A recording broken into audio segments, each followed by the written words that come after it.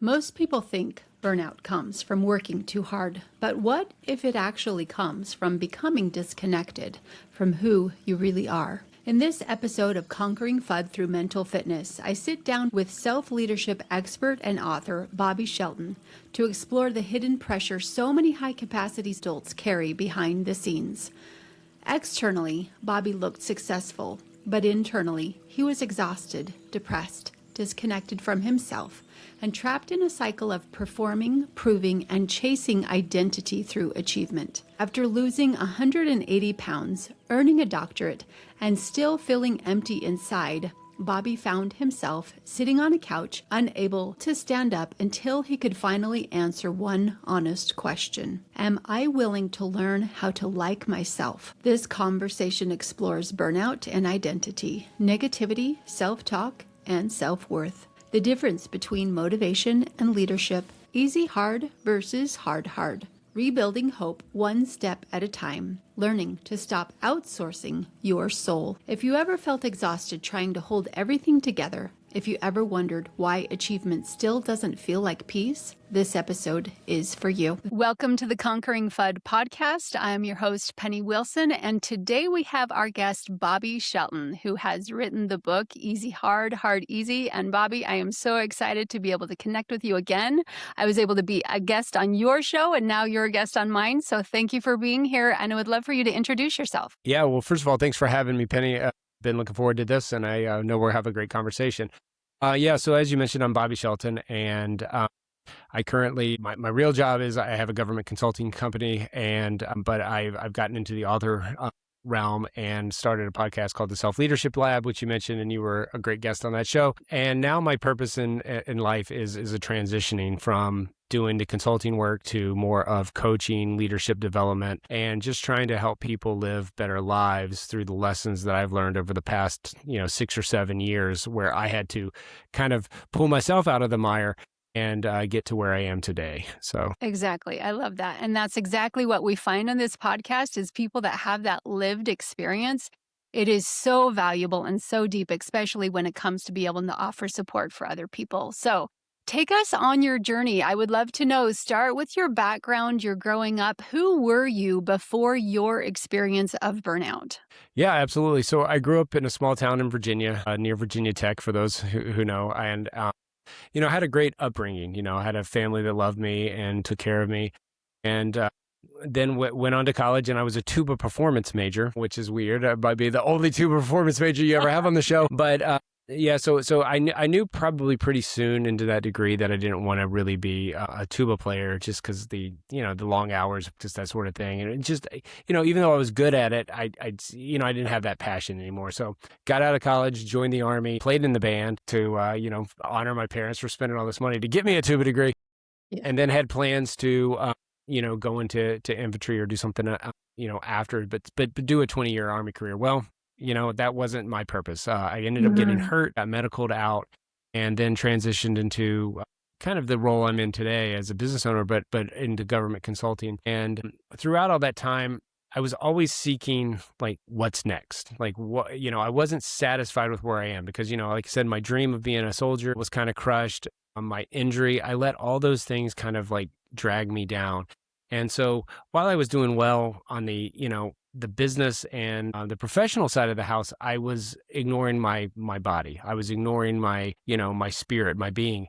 And over time, I started becoming depressed and anxious, and I gained a ton of weight. 6 years ago, I weighed 354 pounds. Wow. And it wasn't until I saw a doctor for what fortunately turned out just to be a hernia that I realized how far I had dropped. And after I left that doctor's office, I get in my truck, and there's a podcast on that I didn't dial up, but it's a guy named David Goggins. He's a former Navy SEAL, and he's kind of telling a similar story where he lost a lot of weight, and he's really extreme in his motions. And I decided right then and there that I needed to make a change in my life. I couldn't be who I was because I didn't know who I was. I didn't like myself. I didn't love myself. So I went on a journey of physical. I said, hey, if I can lose weight, I'll like myself. So lost 180 pounds and which is an accomplishment I realized, but it wasn't the accomplishment I needed in my life.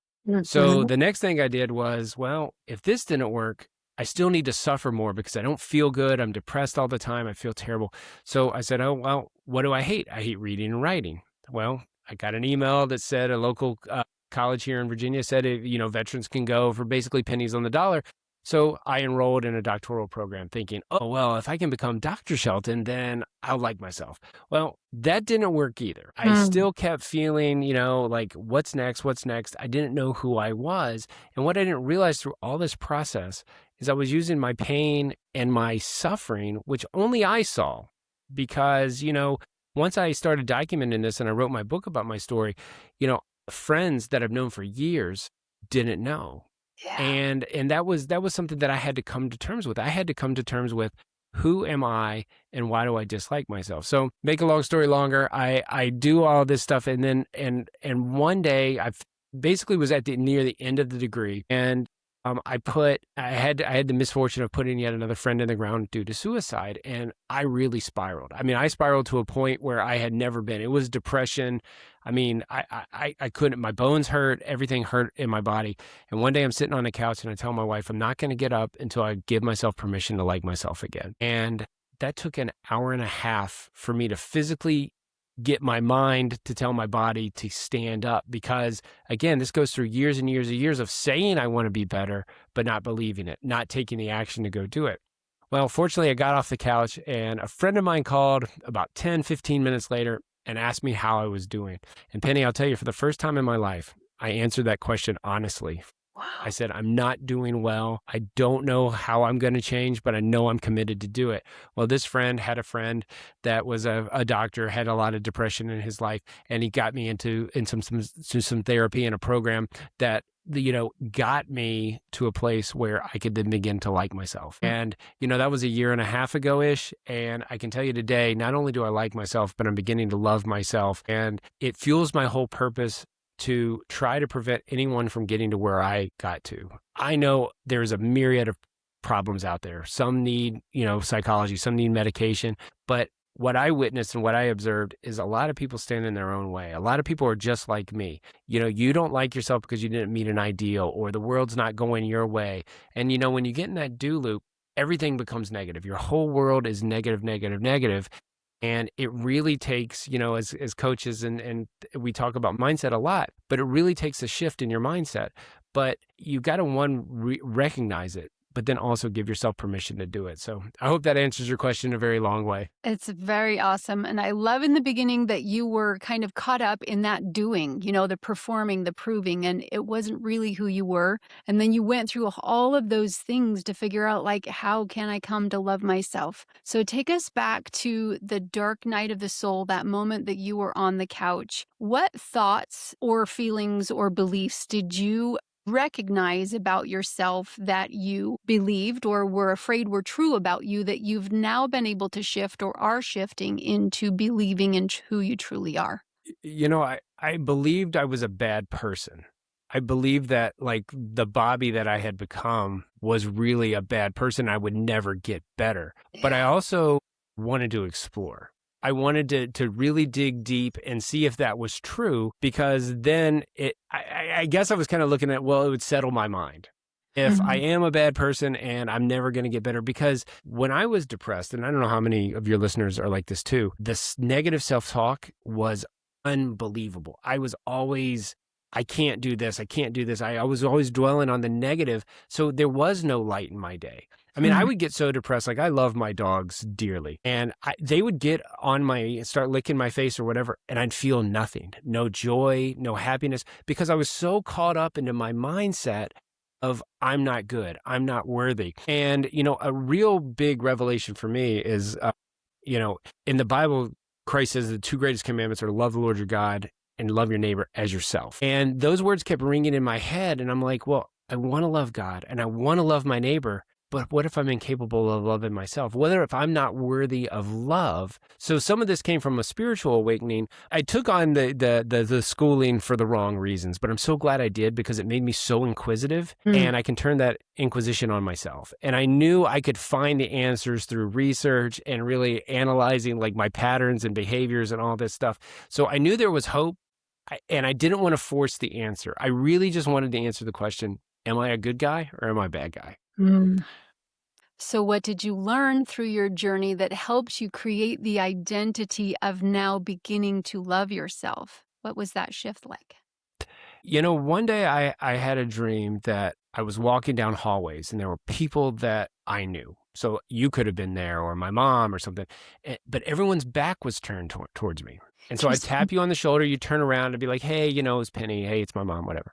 Well, I saw myself at the end of the hall and I was like, this is it. This is it. I'm gonna see why like I'm so bad. So I go tap myself on the shoulder, boom, fades to black. There was nothing. I couldn't see my face. I couldn't see anything. And like that really stuck with me because what I interpret it to mean is that the person that I was seeing is not the person that really exists. It was this image, this kind of ideal that I put on myself that I wasn't really living. And it took that for me to see that, hey, I'm not a bad guy. I don't know if I'm right or wrong. I'm sure people who analyze dreams would tell me differently, but it doesn't matter because it changed my life. Because when I saw that, I was like, the man that I think I am is not the man I am because I can't see him in my dream. So there must be more to it. And that alone kind of gave me the motivation and the inspiration to like, hey, let's work on this. Let's get into a relationship where you like and love yourself. And I tell you what, it didn't happen overnight. It wasn't a switch. It was more like a fader knob, like those old ones that round it, Yes. So I had to turn it up, turn it back, turn it down. And then eventually, like one day, like all these negative self-talk went away. All this anxiety went away because I realized that like I got pulled out of this mire because I'm here for a bigger purpose. And before my purpose was chasing money, chasing, titles, whatever. But that's not me. That's never been who I am. I always want to help other people. But you know what I missed? I missed that I needed to help myself first. Yeah. That's so true. What a beautiful way to describe alignment, like that moment you saw yourself in your dream. And when you went back to the couch, that moment of truly answering that question honestly. I think that's the moment we come face to face with ourselves, face to face with what we're afraid that we're not. And then we truly get a dial in as we learn to find those beliefs about ourselves that really are true. What's that? 2 degrees forward or 2 degrees backward, and finding that alignment, how to love yourself, help yourself so that you can love your neighbor and lift your neighbor. That's so beautiful. I love that. So your book, Hard, Easy, Easy, Hard, tell us about that and how that has helped you become the person that you are, you truly are. Yeah, I'm a military guy at heart, right? So everything to me, and even the guy David Goggins I referenced earlier, his slogan "Stay hard." So that was my way of looking at it. Well, easy hard is the work that you do for someone else. You do it for appraisal. You do it for whatever the world tells you. And people are addicted to all kinds of things, right? It could be social media, it could be golf, it could be tennis, it could be a whole host of things. But if that's not who you are, and you're just doing that thing because you're either good at it, let's go back to the tuba. Just because I was good at it doesn't mean that I needed to be doing that, right? Yeah. And then the hard is work that matters to you. It's we talk about vision, purpose, all these things in the world, and that's what it is. And once you focus on that, then that is the work that will fuel you. It's the work that doesn't lead you to burnout, doesn't lead you to dissatisfaction, depression, anxiety, all those. And that doesn't mean that neither one of these are referring to your 9 to 5 or your profession. It's what's the work you're doing? Maybe it's being a husband, a father, a son, whatever it is. We put on masks throughout our lives. And the more you put on a mask, the more you forget who you are. I call it, you outsource your soul. And again, if you start thinking because of other people want you to think this way, or answering the way other people want you to answer, you're going to eventually go away. So this was my way, my simple army guy way of saying, hey, this is how I see it. Is this easy hard, or is this hard? And I can't tell, only you can answer that question for yourself. Because if you follow my path, chances are that's easy hard, because you're like, oh, well, Bobby did this, so I'm going to do this. In science, they say an N of one. Well, truly, we are an N of one. We all grew up in different places. We have different backgrounds. We have different ways of thinking. Our bodies respond differently. Even the foods we eat are different for each person. So you've got to you got to go explore this and figure it out. And you might get it wrong at first. I know I did. Like when I started this doctoral degree, I thought it was a hard. Well, it turned into an easy hard until one day I said, well, wow, I'm studying leadership. how can I apply this to make people better? And I realized that something that I kind of went at initially for the wrong reasons turned out to be like one of the greatest things that I could do. It taught me to research. It taught me to critically think. It taught me a ton about leadership. And, now my thing is self-leadership, which is what the easy hard versus hard is all about. You can't lead yourself until you lead others. Well, none of this would have been possible had I not taken action. And I know as coaches, we always say you got to take action, but you have to. You have to take that first step. But I encourage people, if you know what the right step is, the sooner you can find that out, go after that. Absolutely. I love that. I love that you discovered the things on the outside, the things that you really can't control, those things that other people want you to do, the expectations. That's really what you needed to let go of and find that what's going to bring me joy. What is my purpose, my fulfillment? Those are the things that we can control. And even though it's the hardest thing to do, it's the most fulfilling and gratifying thing to do. So awesome. I love it. So close us now as you come to the point of what do you want people to know? What's the takeaway from all of this that you can share with them, the treasure that you found from your journey? I want people to know that there's hope. And, there's a famous book called The Obstacle is the Way. It's built on a Stoic quote.